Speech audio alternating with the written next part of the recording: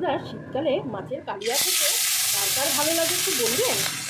আমি তাই আজকে করছি আলু কড়াইশুঁটি দিয়ে মাছের কালিয়া।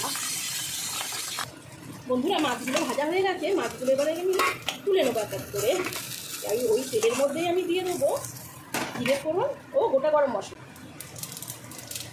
এবারে আমি আলুগুলোকে ছেড়ে দিচ্ছি। আলুটা আমার লাল করে ভাজা হয়ে গেছে। এর মধ্যে দিয়ে দেবো পেঁয়াজ। পেঁয়াজটা কিছুক্ষণ ভেজে নেব। পেঁয়াজটা লাল করে ভাজা হয়ে গেছে। এবার দিয়ে দেবো টমেটো। টমেটোটাও একটু ভেজে নেব। টমেটো পেঁয়াজ লাল করে ভাজা হয়ে গেছে। এর মধ্যে দিয়ে দেবো ছোটো চামচের 1 চামচ আদা বাটা, অল্প একটু রসুন বাটা, ছোটো চামচের 1 চামচ নুন, 1 চামচ জিরে গুঁড়ো, 1 চামচ ধনে গুঁড়ো, 1 চামচ লঙ্কার গুঁড়ো দিয়ে এবারে আমি ভালো করে মশলাটা নেড়ে নেবো। 1 চামচ হলুদ গুঁড়ো দিয়ে মশলাটা আমি ভালো করে নেড়ে সামান্য জল দিয়ে নেড়ে নেবো। এর মধ্যে আমি কড়াইশুঁটিগুলো দিয়ে দেবো, দিয়ে নেড়ে নেবো।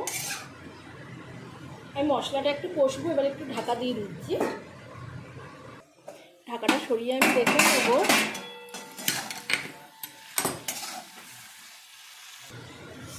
আলু সেদ্ধ হয়ে গেছে। এবার আমি জল দিয়ে দেবো। এর মধ্যে মশলাও কষা হয়ে গেছে।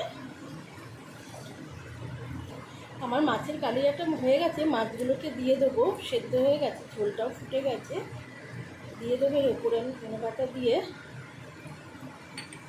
আমার মাছের ঝোলটা সম্পূর্ণ কমপ্লিট। আলু দিয়ে মাছের কালিয়াটা কেমন হয়েছে জানাবেন কিন্তু।